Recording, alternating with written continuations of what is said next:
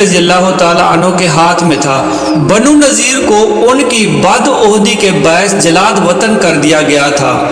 5 ہجری میں غزوہ خندق میں کبھی کبھار کفار مکہ کے گھوڑ سوار خندق میں گھس کر حملہ کرتے تھے۔ ایک دفعہ گھوڑ سواروں نے حملہ کیا تو حضرت علی رضی اللہ تعالیٰ عنہ چند جاں بازو کے ساتھ آگے بڑھ کر انہیں روکا اور گھوڑ سواروں کے سردار عمرو کو قتل کر دیا۔ اس کے قتل ہونے کے بعد باقی سوار بھاگ کھڑے ہوئے۔ غزوہ خندق کے بعد بنو قریظہ کی سرکوبی کی مہم میں علم نبوی صلی اللہ علیہ وآلہ وسلم حضرت علی رضی اللہ تعالیٰ عنہ کے ہاتھ میں تھا اور انہوں نے بنو قریظہ کے قلعے پر قبضہ کر لیا تھا۔ 6 ہجری میں بنو سعد کی سرکوبی کے لیے حضور نبی پاک صلی اللہ علیہ وآلہ وسلم نے حضرت علی رضی اللہ تعالیٰ عنہ کو 100 مجاہدین کی جمعیت کے ساتھ مامور فرمایا۔ انہوں نے حملہ کر کے ابن سعد کو منتشر کر دیا اور یہود خیبر کی عیانت کرنے سے انہیں روک دیا۔ بنو سعد کے 500 اونٹ اور بکریاں مال غنیمت میں لے آئے۔ 7 ہجری میں فتح خیبر کا شرف بھی حضرت علی رضی اللہ تعالیٰ عنہ کو حاصل ہوا۔ اس مارکے میں بھی حضور نبی پاک صلی اللہ علیہ وآلہ وسلم نے اپنا علم حضرت علی رضی اللہ تعالیٰ عنہ کو دیا تھا اور علم دینے سے ایک دن پہلے فرمایا تھا کہ کل ایک ایسے بہادر کو علم دوں گا جو خدا اور رسول کا محبوب ہے اور خیبر کی فتح اسی کے ہاتھ اور مقدر میں ہے۔ اس موقع میں حضرت علی رضی اللہ تعالیٰ عنہ نے خیبر کے یہودیوں کے سردار مرحب کو ایک ہی وار میں ڈھیر کر دیا اور حیرت انگیز شجاعت کے ساتھ خیبر کے مضبوط قلعہ کو فتح کر لیا۔ 8 ہجری میں فتح مکہ کے موقع پر حضور نبی کریم صلی اللہ علیہ وآلہ وسلم نے حضرت علی رضی اللہ تعالیٰ عنہ کو حکم دیا کہ وہ حضرت سعد بن عبادہ رضی اللہ تعالیٰ عنہ سے علم لے کر مکہ معظمہ میں داخل ہوں۔ چنانچہ وہ مکہ میں داخل ہو گئے اور مکہ معظمہ بھی بغیر کسی خون ریزی کے فتح ہو گیا۔ کعبہ کو بتوں سے پاک کرتے ہوئے حضور نبی اکرم صلی اللہ علیہ وآلہ وسلم نے حضرت علی رضی اللہ تعالیٰ عنہ کو اپنے کندھے پر چڑھا کے سب سے بڑے بت کو گرانے کا حکم دیا۔ انہوں نے سلاخ سے اکھاڑ کر اس بت کو پاش پاش کر ڈالا اور خانہ کعبہ کی تطہیر کا کام مکمل ہو گیا۔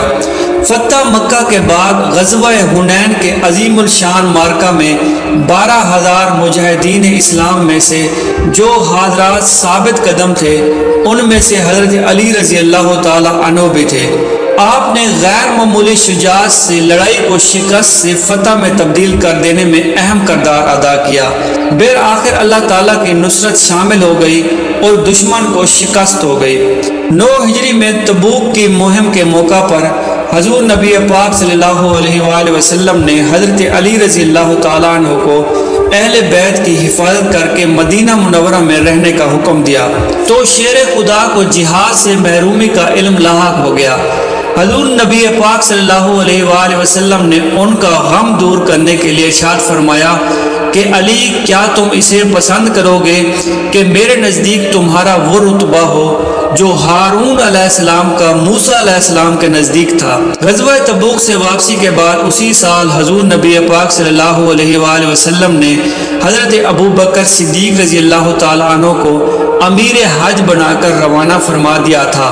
اس کے بعد حضور پاک صلی اللہ علیہ وآلہ وسلم پر مدینہ منورہ میں سورۃ توبہ نازل ہوئی تو حضور نبی پاک صلی اللہ علیہ وآلہ وسلم نے حضرت علی رضی اللہ تعالیٰ عنہ کو حکم دیا کہ وہ حج کے اجتماع عام میں جا کر اس سورت کو سنائیں اور یہ اعلان کر دیں کہ اس سال کے بعد کوئی مشرک حج کے لیے نہیں آ سکتا اور کوئی شخص کعبہ کا طواف برہنہ ہو کر نہ کرے۔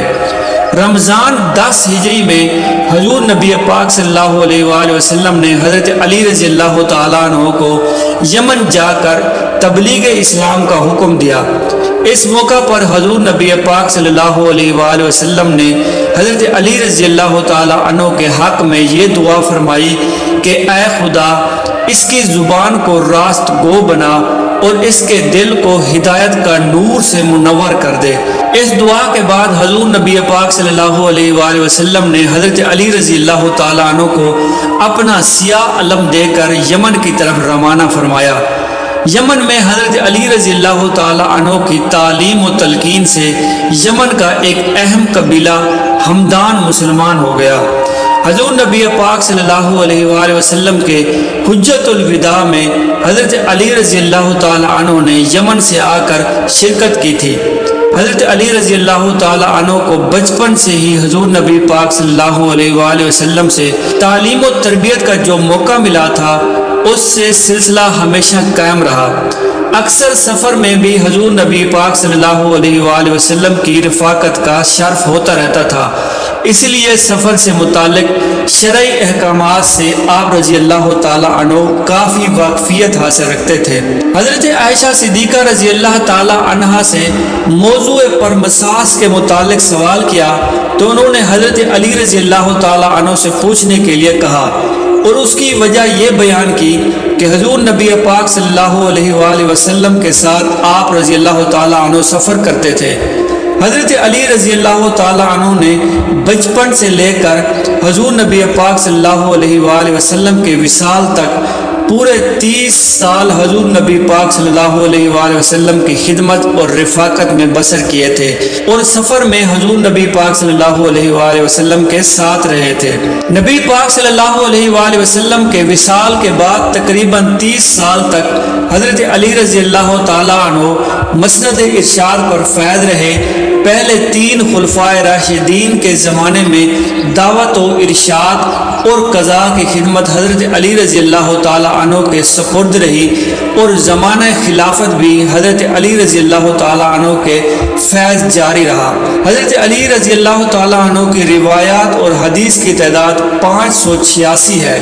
حضرت علی رضی اللہ تعالیٰ عنہ نے حضور نبی پاک صلی اللہ علیہ وآلہ وسلم کے علاوہ اپنے رفقائے محترم اور ہم عصر حضرت ابو بکر صدیق رضی اللہ تعالیٰ عنہ، حضرت عمر فاروق رضی اللہ تعالیٰ عنہ، حضرت مقداد بن اسد رضی اللہ تعالیٰ عنہ اور اپنی زوجہ محترمہ حضرت فاطمہ رضی اللہ تعالیٰ عنہ سے بھی روایتیں کی۔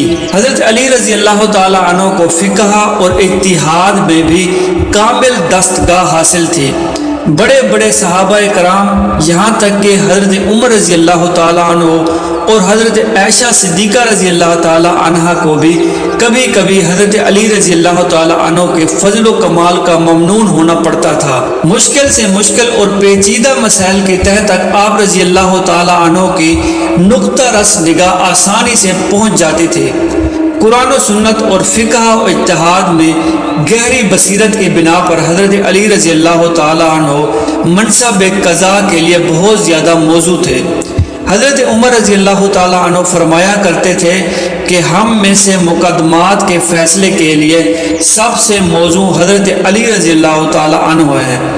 حضرت عبداللہ بن مسعود رضی اللہ تعالیٰ عنہ نے فرمایا کہ ہم کہا کرتے تھے کہ مدینہ والوں میں سب سے زیادہ صحیح فیصلہ کرنے والے حضرت علی رضی اللہ تعالیٰ عنہ ہیں۔ حضور نبی پاک صلی اللہ علیہ وآلہ وسلم نے یمن کے قاضی کے طور پر حضرت علی رضی اللہ تعالیٰ عنہ کو مقرر فرمایا اور ان کے حق میں دعا بھی کی اور قضاء کے بنیادی اصول کی تعلیم بھی دی۔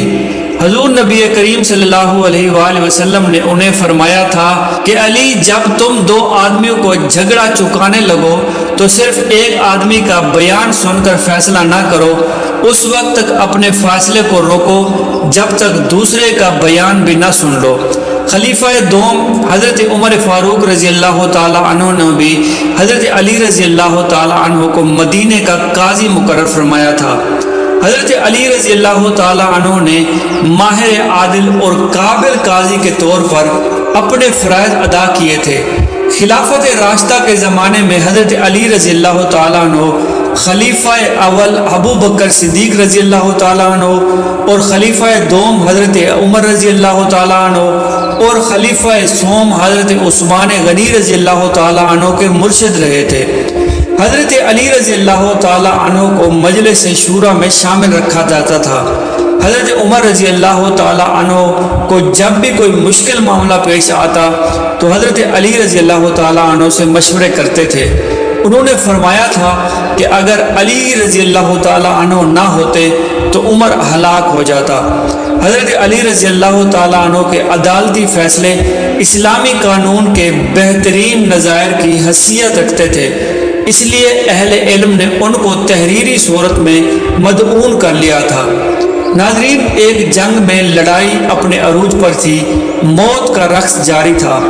حضرت علی رضی اللہ تعالیٰ عنہ کی شہادت کے شوق میں میدان کارزار میں اپنی جان کی بازی لگاتے ہوئے کسی تردد و تعامل میں بزدلی کے بغیر جوہر شجاعت دکھا رہے تھے اور بہت سے یہودیوں کو ٹھکانے لگا چکے تھے۔